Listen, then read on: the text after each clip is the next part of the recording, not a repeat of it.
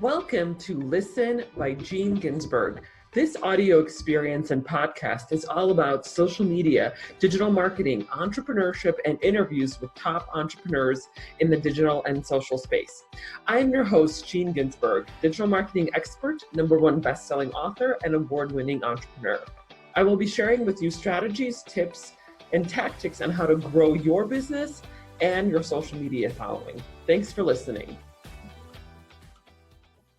Hey everyone, Gene Ginsberg here. Very excited to have a very special guest, Joe Apfelbaum. And I want to make sure I'm pronouncing it correctly, right? Apfelbaum? Yeah, you got it right. Okay. Yes, awesome. You even get a round of applause for that. Yes, I appreciate that. A round of applause for me. Very excited. I've known Joe for, a few years, and I think we met just off of LinkedIn, actually, now that I'm thinking about it. I was like, how did we meet initially? Or maybe we met through YEC? Yeah, maybe the YEC Facebook, which turned into LinkedIn, yeah.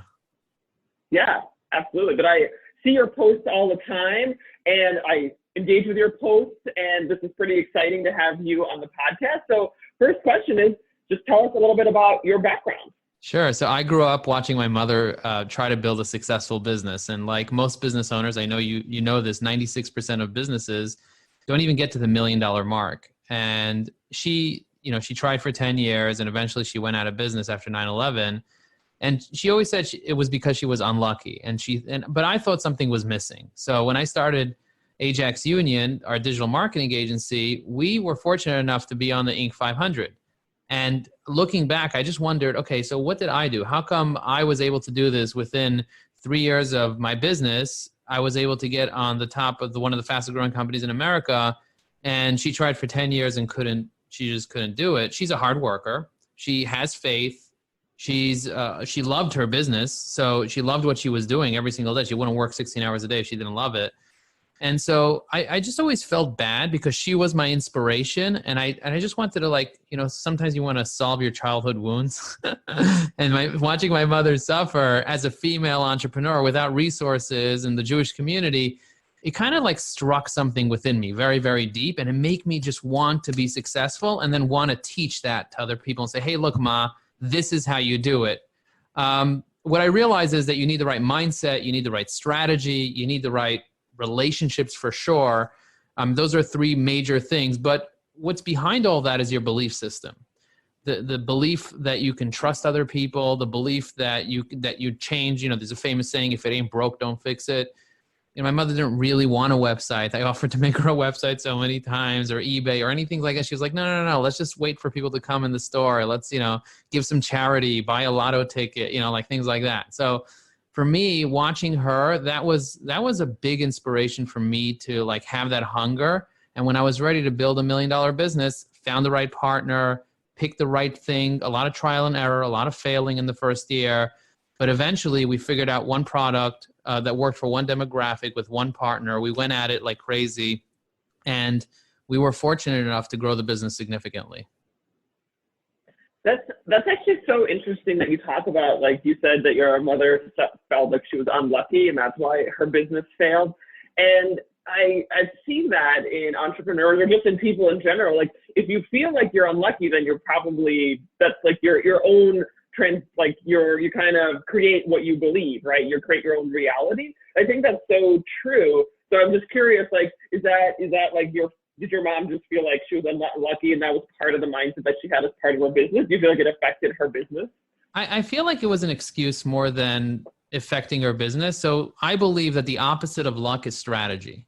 Because if you feel like it's all luck, then there's no strategy. My daughter sometimes say, Monopoly is all luck. I said, you can roll the dice and there's an element of luck, of course, because if you keep landing on the wrong pieces and you never get the opportunity to buy the properties, there's an element of luck. But there's a lot of strategy in it as well. You have to know which properties to invest in. You have to know where to go to hotel if you have the cash. You have to manage your cash. You have to be smart and also negotiate with the other players to figure out what you can trade with them if that's allowed in the rules. So you got to figure out strategy. But if you just believe it's all luck and you go in blindly, are you going to actually create a strategy? Probably not. Yeah, that's very interesting because I just kind of see that people creating that reality for themselves. And I totally agree with you. Yeah, it's all about strategy because if you And an interesting point where you mentioned about your mom who's like, well, I don't know about the website. I'm not sure if I want that or I don't want to change. And so, yeah, part of a big, as we saw now during COVID, like you have to pivot your business, right? If things aren't working, you got to pivot. The new normal is the new term, right? You know, pivot, new normal. We have all these new words that we're using. Like every other word, we're using these words. But the reality is that you either evolve, you either grow, or you're dying. You're either growing in business or you're dying in business. And ultimately, at the end of the day, we have to evolve as human beings. It used to be that people would be okay not having social media. But what happens when the trade shows are no longer open? What happens when you're no longer able to go to networking events? Now, you know, people used to say, I don't do Zoom. Now court cases are on Skype or Zoom or whatever it is. Everyone does Zoom. Just like before email, people were like, I don't do email. Everyone does email. And now social media is not even optional anymore. You have to be on there, because if you're not on there, how are you going to network? How are you going to build relationships when the pandemic is not just in the US? People are like, oh, it's just the US. No, this is a global phenomenon. This has forever changed the way that people buy things, the way that people view homes. Real estate brokers that are our clients, they don't show homes anymore in person.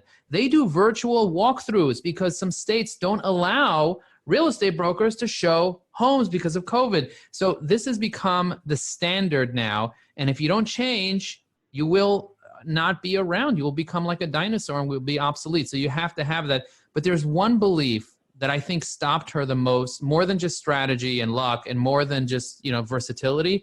I think the word trust. And a lot of people don't understand this word trust, Gene. So I want to just take a moment just to explain what trust is. Some people think that trust is a guarantee. And I've been doing a lot of thinking about this word trust. What is trust? Trust means that there's a level of risk that you're willing to take. Trust means that I trust you, and I know that you can screw me, but I trust you enough, because if there was a guarantee, then I wouldn't need trust, right? You need trust when there's no guarantee and there's an element of failure. And so if there's a famous saying, there's no risk, there's no reward, you have to learn to not just trust other people, because I remember she never wanted to hire salespeople. She was afraid that if she hired a salesperson, they would take over the business and kick her out, or they would open a competitive business across the street. So the first thing I did before I paid myself a salary is I hired a sales rep because I knew that I had to just get somebody all day just to be on the phone with people to just, you know, drum up business. And I wasn't afraid that somebody would take my business. And I said, if somebody's better than me, let them have my business. If somebody else is willing to be the entrepreneur, great, buy it off me. That's fine. We can make a deal. We can figure it out. But it turns out after having hundreds of employees throughout the past decade, 99% of them don't want to be business owners. And even with the ones that do are not going to be successful if they don't keep growing internally. And so trusting other people, but also trusting the government, trusting competitors, trusting the people in your circle to be able to have your best interests in mind. And most importantly,